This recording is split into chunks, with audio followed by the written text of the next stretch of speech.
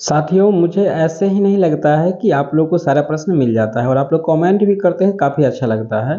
तो कल जो है आपका MIMDC का एग्ज़ाम है या IDC का एग्ज़ाम जो भी होगा, एकदम 100% याद रख लीजिए। जो प्रश्न हम इस वीडियो में आपको बताने जा रहे हैं वो कल के एग्ज़ाम में बिल्कुल रूप से मिल जाएगा। बिल्कुल ओरिजिनल प्रश्न हम आपको देने वाले हैं। 100% जो प्रश्न दे रहे हैं वही आपके एग्ज़ाम में पूछा जाएगा। पीछे आपको हमने जो प्रश्न भी दिया है वो सारा प्रश्न आपको मिला है, और अभी जो हम बताने वाले हैं वो एक एक प्रश्न बताने वाले हैं और हम समझाने वाले भी हैं। वीडियो को कंप्लीट देख लीजिएगा। ऑब्जेक्टिव और लघु उत्तरीय और दीर्घ उत्तरीय, शॉर्ट लॉन्ग सब क्वेश्चन आपको बन जाएगा। बस एक ही वीडियो को आप देख लीजिए, सारा क्वेश्चन खत्म हो जाएगा। यानी टाइम लग सकता है, वीडियो को ध्यान से देखिएगा। हमारे पास 20 पेज का क्वेश्चन पेपर सब कुछ है हमारे पास। तो हम आपको बताने जा रहे हैं बिल्कुल रूप से पॉलिटिकल साइंस के लिए ओरिजिनल प्रश्न आपको हम देने जा रहे हैं। ठीक है, 100% ओरिजिनल प्रश्न है। कुछ प्रश्न हम आपको नहीं बताएंगे, क्योंकि अगर 2 कॉपी प्रश्न सारा का सारा बता देंगे तो एग्जाम भी आपका रद्द हो जाएगा। ठीक है ना। तो सभी लोग वीडियो को लाइक करके चैनल को सब्सक्राइब कर लेंगे, आगे भी शेयर कर देंगे वीडियो को। ठीक है, तो सबसे पहले हम लोग आगे बढ़ते हैं। यहाँ पे प्रश्न जो आपके एग्जाम में आने वाली है वो भारतीय संविधान टॉपिक से आने वाला है। 100% अभी लिख लीजिए, आप लोग लिख लीजिए कॉपी में कि भारतीय संविधान आपको पढ़ के जाना है। यानी भारतीय संविधान का निर्माण और गठन की प्रक्रिया और कैसे लागू हुआ, ये बात आपको पढ़ के जाना है। हमने क्या बताया आपको? भारतीय संविधान का निर्माण, गठन और कैसे लागू हुआ, ये बात आपको याद करके रखना है। ठीक है। भारतीय संविधान सभा के प्रारूप समिति के अध्यक्ष कौन थे? तो डॉक्टर भीमराव अंबेडकर। अब क्वेश्चन यहाँ से पूछा जा सकता है कि डॉक्टर भीमराव अंबेडकर का जन्म कब हुआ था? तो 13 अप्रैल 1891 ईस्वी में हुआ था। कहाँ में हुआ था जन्म? तो इनका जन्म जो हुआ है वो हुआ था मध्य प्रदेश, महू में हुआ था। बिल्कुल याद रखिएगा। चलिए, तो भारतीय संविधान का निर्माण कैसे हुआ इसको जान लेते हैं। निर्माण करने वाली संविधान सभा का गठन कैबिनेट मिशन के द्वारा किया गया था। आपसे ऑब्जेक्टिव में प्रश्न पूछा जाएगा कि संविधान सभा का गठन कैसे किया गया था, किसके द्वारा? तो कैबिनेट मिशन के द्वारा वर्ष 1946 में ही गठन किया गया था। और तथा संविधान सभा द्वारा इसे 26 नवंबर 1949 को अंगीकृत किया गया। यानी इसे लागू करने की बात बोला गया, पूरा किया गया। और 26 जनवरी 1950 को पूरे भारत में इसे प्रभावी रूप से लागू किया गया। जब इसे लागू किया गया था तो उस वक्त 22 भाग था इसमें, यानी 22 पार्ट था, और 395 इसमें अनुच्छेद और 8 अनुसूचियां थी। और वर्तमान में 12 अनुसूचियां हैं। ऑब्जेक्टिव के लिए एकदम रट्टा मार लीजिएगा। उम्मीद है कि यहाँ से आपको समझ में आ गई होगी, कोई दिक्कत नहीं होगा। अगला टॉपिक हम लोग पढ़ लेते हैं, भारतीय संविधान के मौलिक अधिकार। एकदम ट्रिक पर आप आज याद कर लीजिए, कभी भी आपको भूलने की बात नहीं होगा। समस्त शोध संस्कृति के उपचार के लिए किए जाते हैं। अब जितने भी समस्त शोध संस्कृत के उपचार के लिए किए जाते हैं, बहुत ही आसान है। तो समस्त मतलब सम, सम का मतलब होता है समता या समानता का अधिकार। अनुच्छेद 14 से लेकर के ये 18 तक में है। अब आपको समता या समानता के अधिकार के बारे में लिखना होगा तो आराम से लिख दीजिएगा कि सभी नागरिक को एकदम समान अधिकार दिया जाना चाहिए। तो जितना इसके बारे में आप लिख सकते हैं इस बारे में लिख सकते हैं। दूसरा जो मौलिक अधिकार है हम लोग के सामने, समस्त अस्त अथवा स्वतः सत्य, तो स्वतंत्रता का अधिकार है जो अनुच्छेद 19 से 22 में लिखा गया है। शोषण के विरुद्ध अधिकार, अगर आपका कोई शोषण करता है, हनन करता है, इसके विरुद्ध अधिकार है जो अनुच्छेद 23 से लेकर 24 तक में है। धार्मिक स्वतंत्रता का अधिकार, यहाँ पे शोध है तो ध हो जाएगा, शोध ध हो जाएगा। तो धार्मिक स्वतंत्रता का अधिकार है अनुच्छेद 25 से 28 तक में है। संस्कृति का मतलब होता है संस्कृति एवं शिक्षा संबंधी अधिकार, अनुच्छेद 29 से लेकर के आपको 30 तक में बताया गया है। और लास्ट है उपचार, तो उपचार संवैधानिक और उपचार हो, यहाँ पे उपचार हो जाएगा, का अधिकार जो है अनुच्छेद 32 में आपको दिया गया है। ठीक है। क्वेश्चन पेपर के लिए आपको गूगल पे सर्च करना है MNC क्लासेस, आपको क्वेश्चन पेपर भी मिल जाएगा, आंसर की भी हम आपको मिला देंगे। उम्मीद है कि मौलिक अधिकार के बारे में आप समझ गए होंगे। दोस्तों, आप लोग को लग रहा होगा मौलिक अधिकार 6 है, क्यों है? पहले 7 था मेरे भाई, 7 था, जिसमें से संपत्ति का अधिकार हटा दिया गया है। 44वां संशोधन के द्वारा जो है संपत्ति के अधिकार को हटा दिया गया है।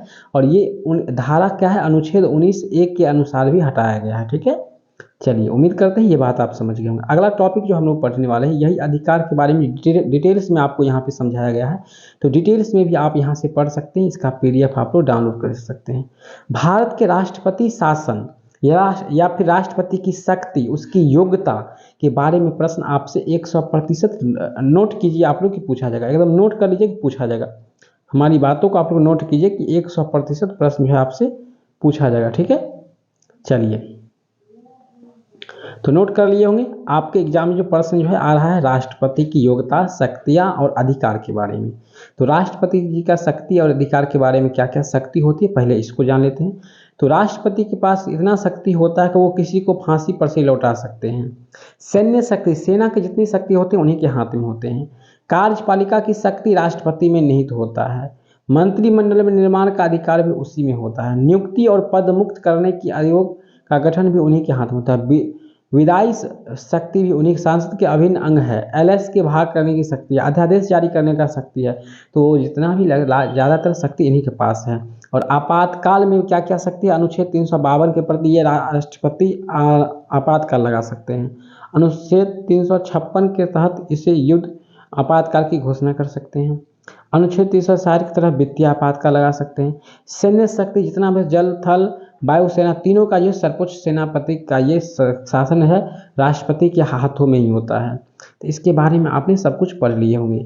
योग्यता की बात कर लेते हैं तो भारत के नागरिक होना चाहिए, 35 वर्ष आयु होना चाहिए, लोकसभा का सदस्य निर्वाचित किए जाने योग्य होने चाहिए, किसी लाभ के पद पर नहीं होना चाहिए। तो इस पीडीएफ को आप लोग डाउनलोड कर सकते हैं। इसके लिए गूगल पे जाना होगा और सर्च करना होगा MNC क्लासेस। आपातकाल की घोषणा जो है इंदिरा गांधी के द्वारा 1975 में किया गया था, जब पाकिस्तान से युद्ध खत्म हो गया था उसके बाद। तो ये तीसरा आपातकाल था, सबसे बड़ी तीसरा आपातकाल, ठीक है। इसको याद रखेंगे आप लोग, बिल्कुल रूप से बहुत ही अच्छा था, खतरनाक था, ठीक है। इसमें क्या हुआ था, जेल में ठूसे गए लोगों को जबरन जो है नसबंदी कर दिया गया, यानी जेल में जितने भी लोग थे उन सबको जबरदस्ती नसबंदी भी कर दिया गया था। अगला प्रश्न है आपका टॉपिक है भारत के राष्ट्रपति द्वारा शासन आपातकाल की, यहाँ से प्रश्न आपके एग्जाम में आने वाली है। आपातकाल की घोषणा अनुच्छेद 352 के अनुसार यदि देश की सुरक्षा संकट में है तो किसी भी प्रकार की बाहरी आक्रमण, युद्ध की आशंका होने पर, सशस्त्र विद्रोह की खतरा होने पर राष्ट्रपति साहब 300 धारा 300 अनुच्छेद 352 के तहत ये आपातकाल की घोषणा कर सकते हैं, ठीक है। कब कर सकते हैं, ये स्क्रीनशॉट ले लीजिए आप लोग। आगे बढ़ेंगे। अगला है संविधान के अनुच्छेद 131 के अनुसार। अब देखिए यहाँ से आपका क्वेश्चन पूछने वाला क्या है, तो सर्वोच्च न्यायालय क्या है, इसके अधिकार, इसके कार्य, इसकी उत्पत्ति, इसकी बताएं। तो सर्वोच्च न्यायालय के बारे में आपको जान लेना है। संविधान 131 के अनुसार सर्वोच्च न्यायालय उन मामलों पर मूल अधिकार क्षेत्र के रूप में कार्य करता है जहां विवाद या तो केंद्र सरकार के बीच हो या राज्य सरकार के बीच हो। देखिए सर्वोच्च न्यायालय तब काम करते हैं जब दो राज्य में आपस में लड़ाई हो गया, या फिर कोई राज्य और केंद्र, मान लीजिए कि मोदी जी और नीतीश कुमार में किसी प्रकार की झड़प हो जाती है तो सर्वोच्च न्यायालय इस समस्या को देखेंगे। अगर बिहार बंगाल में युद्ध हो जाता है तो सर्वोच्च न्यायालय वहाँ पे काम करती है। तो स्पष्ट कहा गया है जहाँ विवाद या तो केंद्र सरकार और राज्य सरकार के बीच हो या दो से अधिक राज्यों के बीच हो जाए तो उस समय सर्वोच्च न्यायालय काम आते हैं। संविधान के अनुच्छेद 139 के अनुसार सर्वोच्च न्यायालय के पास रीट अध्यादेश जारी करने का आदेश होता है, शक्ति होता है इनके पास। उम्मीद है कि सर्वोच्च न्यायालय से संबंधित जानकारी आपको मिल गई होगी। अब आपको बिहार के पटना जिला के बारे में जानना है। वहाँ पे नगर निगम की व्यवस्था को देखना है, नगर निगम का क्या कार्य होता है इसको देखना है। तो ये सारे प्रश्न आपके एग्जाम में छप चुकी है।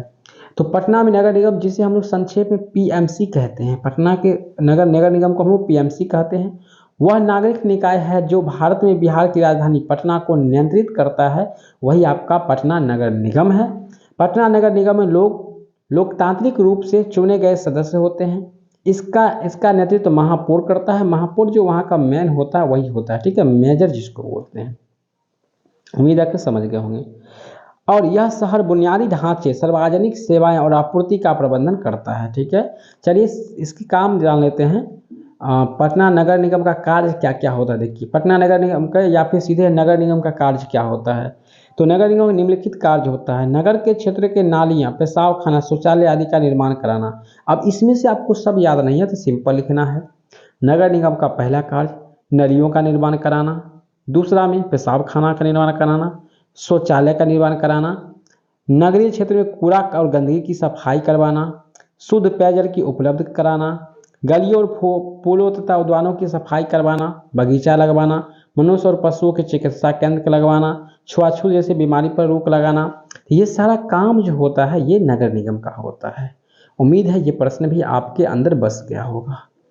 अगला जो टॉपिक है हमारे पास, राजनीतिक दल के अर्थ, परिभाषा, कार्य एवं महत्वपूर्ण बातों लिखना है।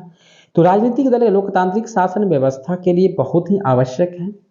राजनीतिक दल नागरिकों का एक समूह है जो एक विचारधारा के तहत कार्य करता है। राजनीतिक दल क्या क्या होता है वो हम समझा रहे हैं। यह निर्वाचन व्यवस्था में भाग लेती है।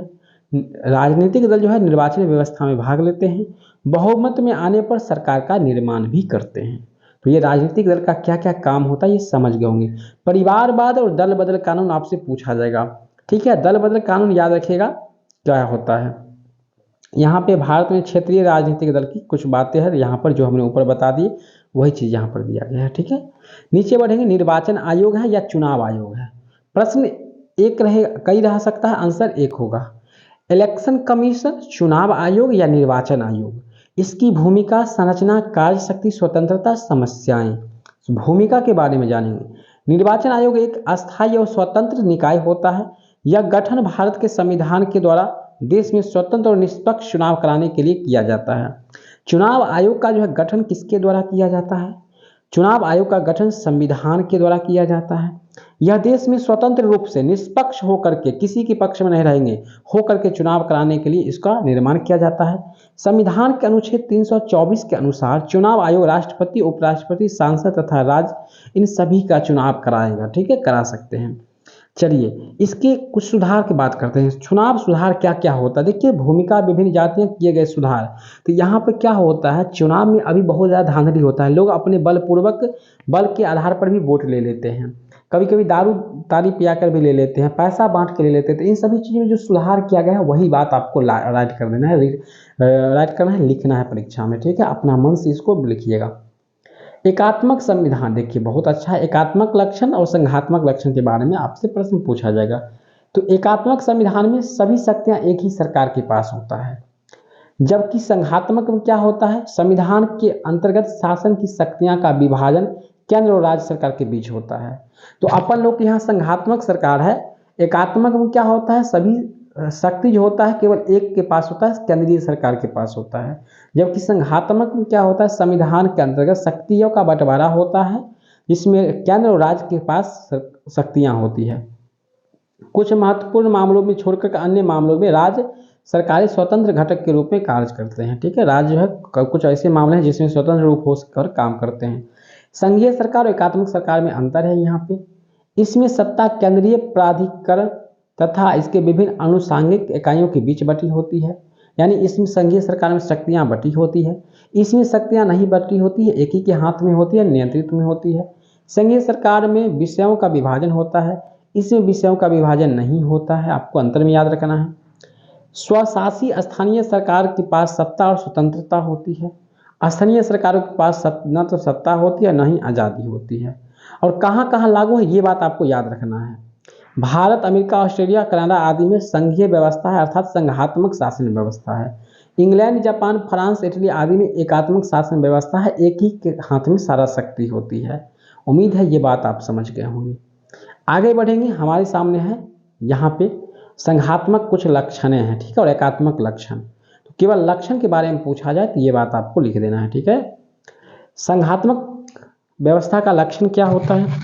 जैसे लिखित संविधान और संविधान का सर्वोच्च देना जाता है। संघात्मक में अपने भारत में क्या होता है, लिखित संविधान है और संविधान की महानता और सबसे पहला स्थान है। संविधान संशोधन की प्रक्रिया को जटिलता, कठिनाई में लिया जाता है। संघ तथा राज्यों के बीच शक्तियों का विभाजन, स्वतंत्र न्यायपालिका, न्यायपालिका का कार्यपालिका तथा विधान पालिका का पुनरावलोकन करना। एकात्मक का लक्षण क्या होता है? तो इसमें तो एक ही हाथ में सारा शक्ति होता है। राज्य में केंद्र द्वारा राज्यपालों की नियुक्ति संबंधी प्रावधान, आपातकाल स्थिति में संसद की विधि का निर्माण शक्ति, नए राज्य के गठन में नाम और सीमा परिवर्तन संबंधी संसद की शक्ति, राज्यों में राष्ट्रपति शासन की स्थिति में केंद्र सरकार का अधिकार। ये सारा चीज ये हो जाता है। लास्ट में हम आपको बताने वाले हैं कुछ ऐसे ऐसे प्रश्न जो इसमें दिया गया है, वो सारे प्रश्न हमने टिक कर रखा है। तो ये सारे प्रश्न आपके एग्जाम में आ रहा है, ये बिल्कुल रूप से ये सारे प्रश्न आप लोग को देख लेना है। हमने सारे प्रश्न आपको बता दिए हैं। ज़्यादा वीडियो को लंबा नहीं करेंगे, 15वां मिनट में जा चुका है। वीडियो को लाइक कीजिएगा, आगे शेयर कीजिएगा। सभी लोग प्लीज़ आपसे रिक्वेस्ट है कि फर्स्ट सेमेस्टर वाले स्टूडेंट के पास वीडियो जाए, ताकि वैसे विद्यार्थी भी यहाँ से जुड़ जाए। बाकी दोस्तों, यह वीडियो आपको कैसा लगा हमें कमेंट करके ज़रूर बताइए। मिलते हैं दूसरे वीडियो के साथ, तब तक के लिए जय हिंद, वंदे मातरम।